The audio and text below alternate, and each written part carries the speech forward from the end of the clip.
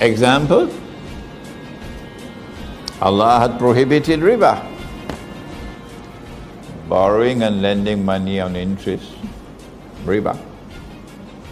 But if you go to the Torah today, you'll see the Torah says that it is haram for an Israelite to lend money on interest to his brother Israelite. A Jew should not lend to a Jew on interest, no. Haram. But it is halal. He can lend money on interest to those who are not Jews. No. That's wrong. You've made halal what Allah made haram. And the rabbis accepted it, and the people followed the rabbis. I lived in New York for 10 years, I know. So what they did was to make haram what Allah made halal. In order for them to institute a monetary system which will prohibit the use of gold and silver as money, they needed big wars. And they needed to win the war. And that is the First and Second World War. And a new monetary system came to the world after the Second World War. That monetary system has been with us since then, 1944. But I have news for you tonight. There's another war coming, and it's just around the corner. And when that war comes, they're going to finish this monetary system. They don't need it anymore. And they'll bring a new one. But the Mufti doesn't know that. Who gives his bogus fatwa that the money we're now using is halal. Mufti, are you listening to me? Mufti, you're going to have to answer in the grave, Mufti, for declaring this money to be halal. No. This money was possible because they first declared that money to be haram. The Articles of Agreement of the International Monetary Fund prohibit the use of gold as money.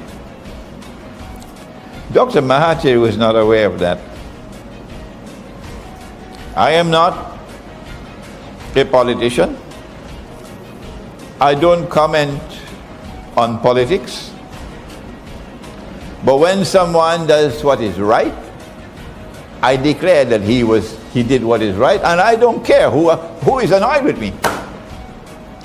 A scholar of Islam doesn't bow his head before public opinion. Dr. Mahathir was not aware that the International Monetary Fund prohibited the use of gold as money.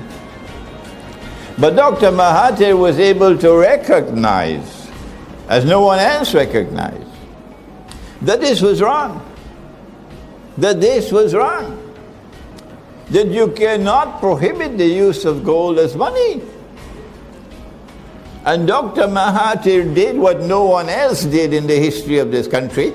Let me remind the Malaysian people, if they need to be reminded,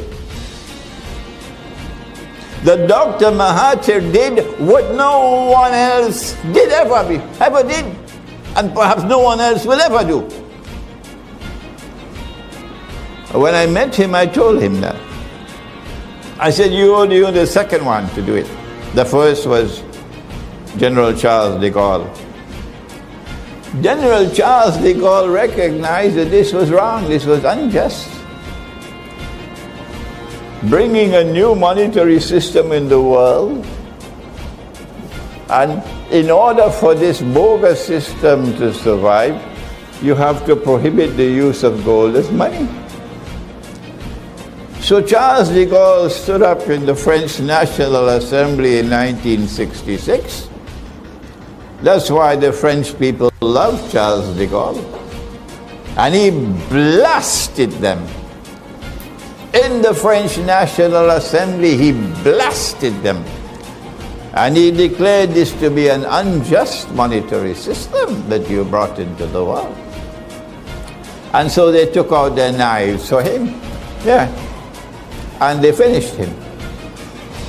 And after after Charles de Gaulle, the only other one was Dr. Mahathir. And so this country should be proud of Dr. Mahathir. Because he recognized what no one else recognized.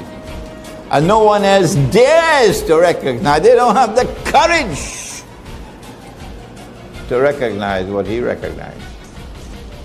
And tonight I have to give credit where credit is due, regardless of the price I have to pay. At the time when I said that Dr. Mahathir was only the second, I was wrong. I didn't know he was the third. I didn't know that there was one before him. I didn't know that there was one before Charles de Gaulle. But he's today forgotten. They call him a playboy.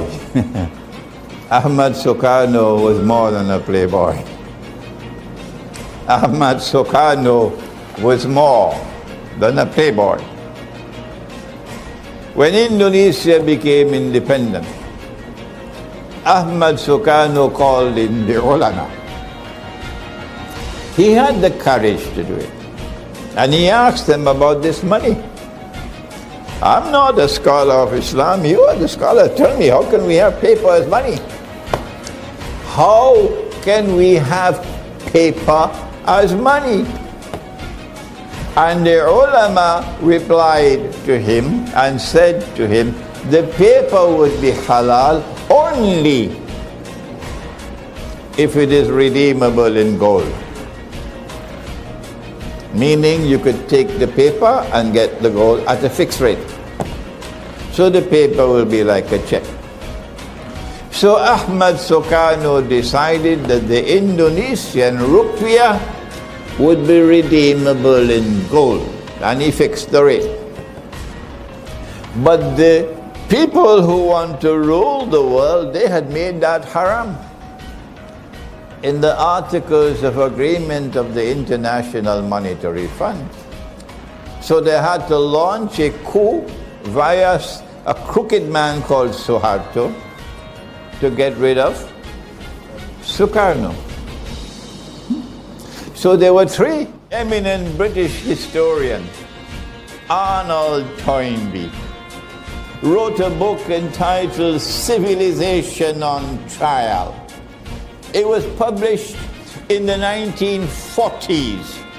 And in that book, this eminent British historian said, this is what Western civilization wants to do. It's there in that book.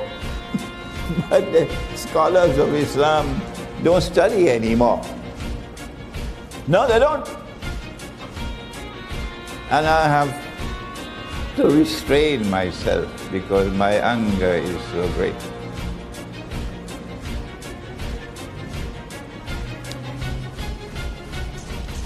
One of the ways in which they establish their rule over the world is to take away the Khilafah state from us, so they can establish their political dominion over us with the United Nations.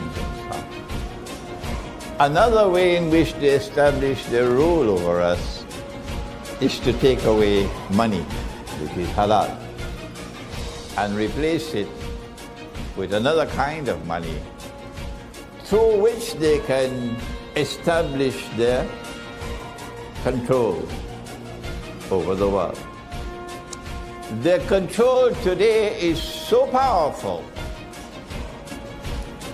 Their control over the world of money today is so powerful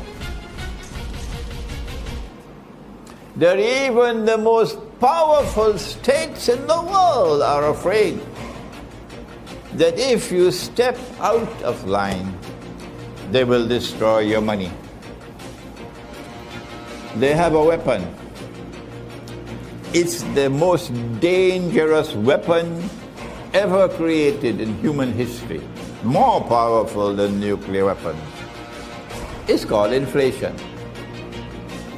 And if you step out of line, they destroy your money. Hugo Chavez, with greater courage and integrity than all of your leaders in the world of Islam, their excellencies, their majesties. Hugo Chavez, my neighbor, because I'm from Trinidad and Tobago, he's next door in Venezuela. Hugo Chavez, a Christian, not a Muslim. Hugo Chavez, with matchless courage and integrity, stepped out of line and challenged him. Today, the Venezuelan Bolivar is destroyed. Today, Venezuela has the highest rate of inflation in the world. And they do that to Venezuela to tell the rest of the world, you do what they did, this is what we'll do to you. And so the rest of the world have learned their lesson. Robert Mugabe in Zimbabwe. What did he do? 20 years after Zimbabwe had become a so-called independent state. Independent, eh? But a bunch of British farmers owned 80% of the land, the arable land of Zimbabwe.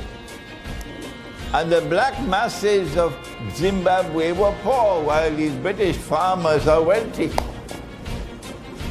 So they were now launching a revolution after the revolution against Mugabe for the constitutional agreement that he made.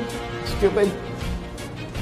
And when Mugabe saw what the fire of the people, how angry they were, he took the land away from the British and gave it to the people. And because of that, one telephone call I wanted to make in Harare airport, because my flight arrived too early, and I wanted to call my people to tell them I've arrived, so I needed to change some money to make one telephone call, local call. How much will it cost? They said $2 million. $2 million. So from the time you step out of line, they destroy your money. And so now we are slaves. That's where we are. We have to obey them. Because if we do not obey them, our money will be destroyed. And we'll be as poor as the Indonesian made. What? How did they do it?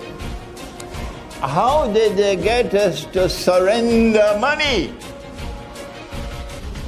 One government to rule the whole world, including the Ummah of Muhammad alayhi salatu wasalam, because the Khilafah state is gone.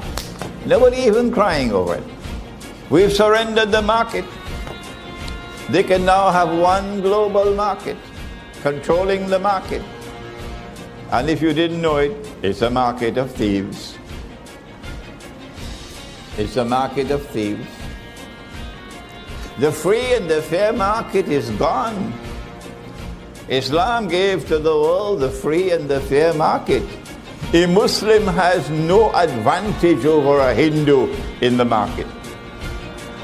A Muslim has no advantage over a Jew in our market. No. We do not engage in economic boycotts. We do not engage in that shameful thing called economic sanctions. We do not use trade and business as a weapon, not in Islam. We say that business must be contracted or conducted إِلَّا أَن تَكُونَ تِجَارَةً عَنْ تَرَادٍ مِنْكُمْ. The beautiful language of the Quran. That in the conduct of business, there is mutual satisfaction. So if Russia trades with Turkey, there is benefit for Russia and there is benefit for Turkey. And if you impose a trade boycott, you cut off your own nose. That's our conception of business. So we never use trade And we never use business as a weapon, not in Islam. That market is gone today. We surrendered the market, in consequence of which today they dictate the terms of the market, and we are slaves in the market. I had to give you this introduction to take you to the point now where I can say to you, we also surrendered money. We also surrendered money. The money which is in the Quran, the money which is in the Sunnah, we surrendered it. And what did we accept in return? Since Allah subhanahu wa ta'ala uses the language in the Quran, I can use it. He says in Surah Al-Jum'ah that the example of a people who were given the Torah and then did not live in accordance with the obligations which came from the Torah is that of a donkey, otherwise known as an ass. And Imran calls it a jackass. It's the same word. A donkey, an ass, a jackass. But the word jackass has more sting in it. So I use that to sting them. Allah says it's the example of a jackass with a load of books on his back. مثل الذين حملوا التوراة ثم لم يحملوها كمثل الحمار يحمل أسفارا.